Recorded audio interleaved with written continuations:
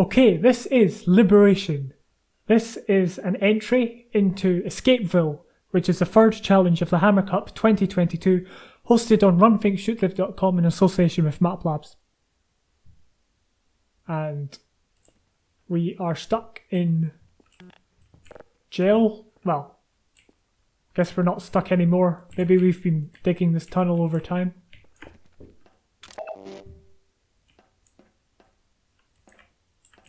Guess we'll find out. Or maybe all of the cells just, you know. Maybe there was a prison riot.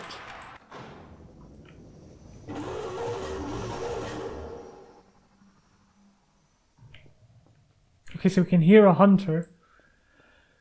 I guess we're in Nova Prospect.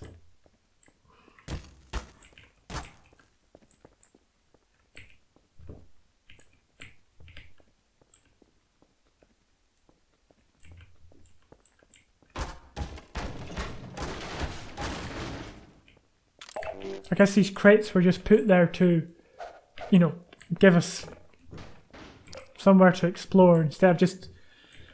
Well, I guess we could walk around here, but, you know, it kind of hides this area where there's something to find. And you can get rewarded.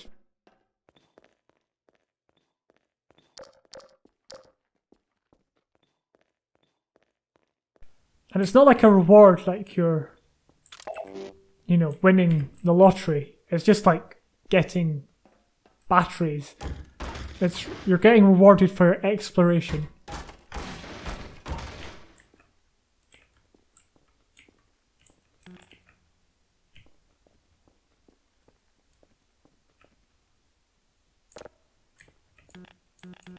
I'll just try all the gate override, so I guess that's opened. Well, I guess that's opened the gate. Yeah, this one here.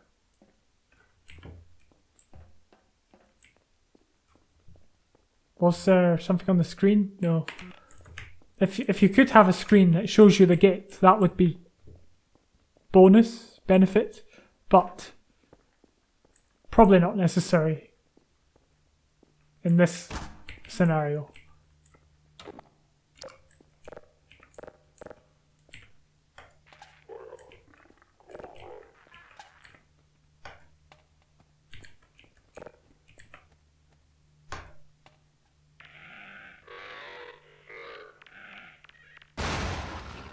Wow, I think, and I'm not sure what it is.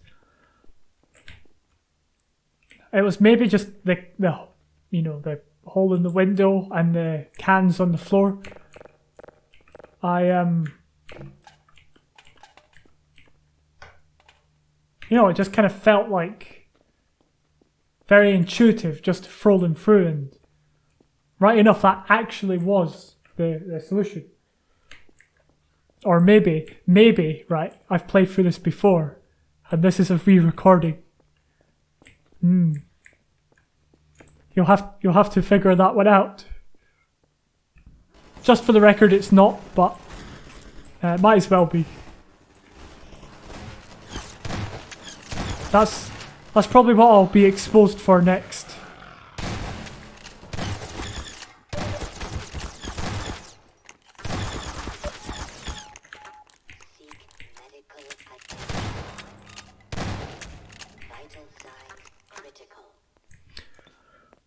Alright, so we had a bit of combat.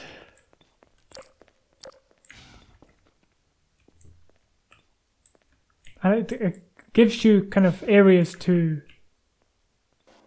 hide. I guess I didn't do a very good job because I'm on low HP, but you know, it shows you where you can go.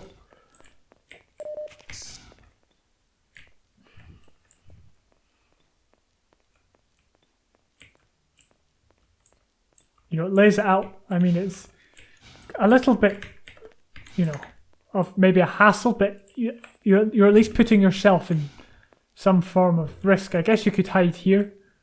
It gives you plenty of opportunity to kind of work your way up to this guy. who's also preoccupied with the zombies. Just to shake things up a bit, so maybe it makes it easier for us to get over to him, basically.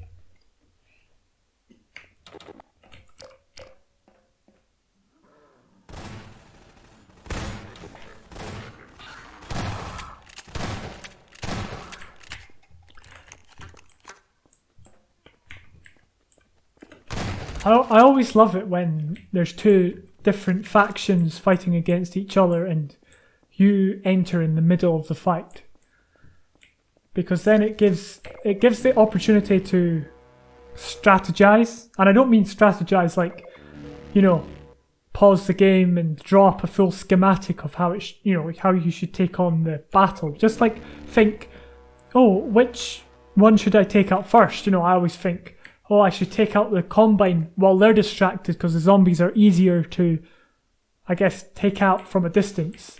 So while the Combine are, you know, fighting, you can, you know, easily take them out.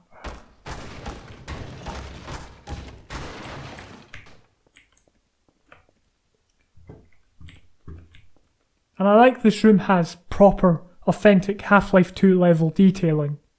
This is actually what some of the detailing was like in Half-Life 2. If you go back and play the original Half-Life 2 from 2004 without any visual mods, this is partly what it looked like, because they were rushed, I believe.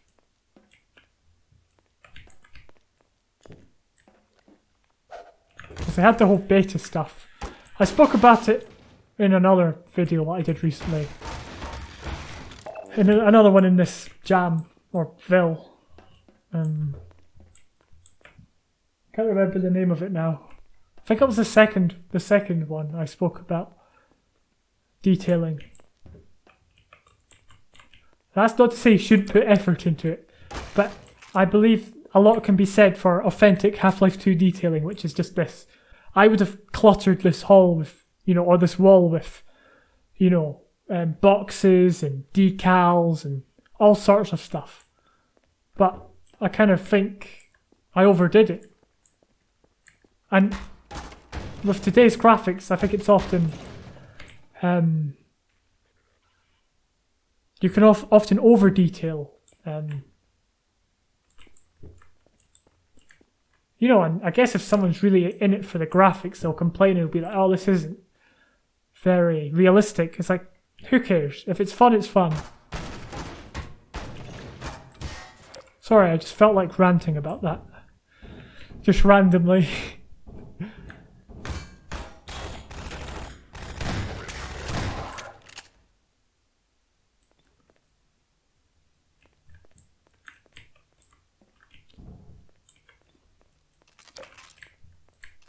I might come back and talk about that bit later. Maybe. You see, now the combat is very much run into a room and they're waiting for you. Now this could be interpreted as, oh, they know we're here and they're tracking us. Which is a possibility. That's Liberation. I'll play over it again and talk about some of the stuff. So this was a very short and very kind of traditional Half-Life 2 style of level. And I don't think that's a bad thing. I think a lot can be said for just having a traditional Half-Life 2 level. You don't need anything fancy like some of the other stuff have. You know, some of the other Ville maps in this Ville have done. I think maybe, you know, it's good every now and again to explore different ideas, but every now and again it's good just to do, you know, simple traditional gameplay. You know, and there's just as much charm in playing traditional levels as there is, you know, like the kind of cinematic ones. One thing I'd like to mention is this thing flies overhead and it's like this great set piece, but I feel like it was building up to, you know, these drop ships and a hunter or whatever it was. Because I think I heard a hunter sound, so maybe there was a hunter in the dropship. I felt like that was going to be a big part of it, of the entry. But that's kind of just left hanging. So it's not really a criticism as it is just me being disappointed, but I didn't find this. I guess that's just there's, you know, good visual storytelling. I mean, this blood decal is a classic feature of Half-Life 2 levels, and it's great to kind of have it because you can see the blood, and it's not like you can get in here. I can't open this up, I don't think. And we can see the ant lines. It's telling more of the story. So this could almost, I don't know, be a level in Half-Life 2 perhaps. Good bit of detailing here also with the broken walkway. Right, this didn't need to be here, and if this wasn't here, I probably wouldn't have noticed or cared. But the fact this little extra detailing went into it is a really good thing. And it's not over detailing as I was speaking about, but I'll stop harping on and just get on with this. And again, I could have just easily walked, you know, the player could just easily walk through here, but there are boards over the doors to break, you know, to break through.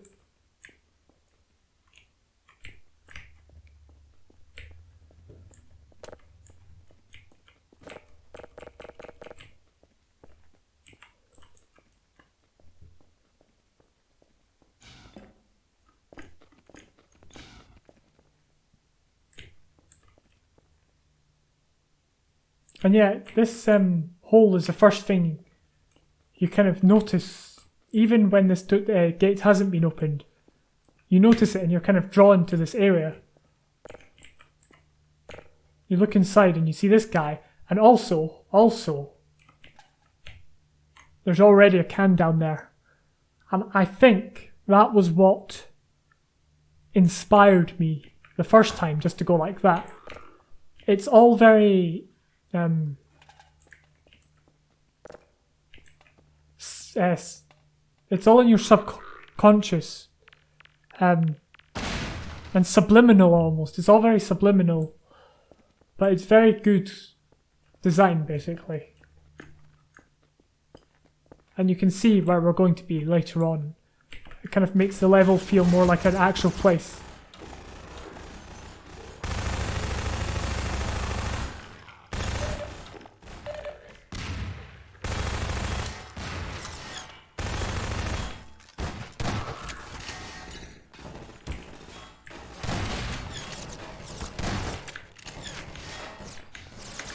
So you see we're putting ourselves at risk here.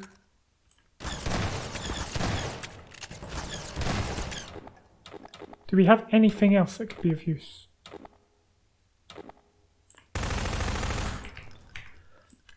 So actually I went against my principle I spoke about earlier and actually took out the zombies first. But usually, you know, or you know, maybe I was just drawn to taking them out first because I think that's the first thing you see. When you exit here, well, obviously you see this guy, but you see the zombie, I don't know. And you pick up the shotgun here. I didn't realise it the first time, and I don't really realise a lot of the time when I'm picking up weapons, just because it was just there. I'm not necessarily sure that's a good thing. I think the player should always be aware if they're picking up a weapon. The first time I just kind of ran and picked it up and I didn't realise it. Because there was a lot going on, I can't process it.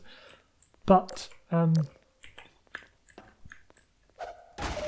least if the player knows they're picking up the weapon, they can choose to use it consciously, you know, as a decision. But again, minor nitpick. Everything I say is a minor nitpick. Another broken walkway. I'm pretty sure some architect would say, oh, this is completely unrealistic. There's no way that walkway would be standing right now. It would probably collapse. That's what they would say. That's what an architect would say. I, however, thankfully, am not an architect, so I 100% would never say that. Also, I'm the sort of person who would do that anyway, and then get criticised by an architect. Was there anything down here? No, I need to stop breaking every crate.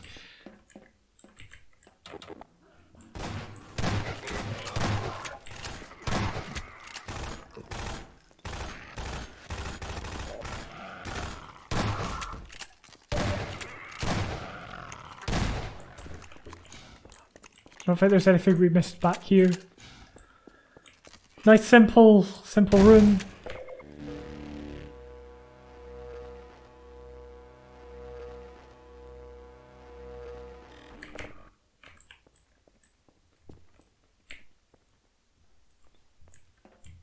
What was up here again? Oh yeah. Just a reward for the player for bothering to go up there. Now, I wasn't sure about this combat scenario. I wanted to check something though. Okay, I understand what's happening here. And I understand here we've got the choice to plan. The issue is when you're approaching, you don't see this guy. I guess he could make a noise, but I kind of went through here quite quickly, and maybe I'm just reading too much into it, but I feel like being stuck in a vent while fighting him here isn't very fun. But I wanted to check that he didn't just attack us or turn around and see us. And start shooting immediately. And here we can see where we're trying to get to, I guess. It does end quite abruptly, but I'll put that down to it being a very quick, short challenge. Although it must have been about 3 months ago now that it was done, because it took ages for this Ville to get released. Anyway, that was Liberation, and just to sum up, I really enjoyed the kind of traditional Half-Life gameplay, Half-Life 2 gameplay.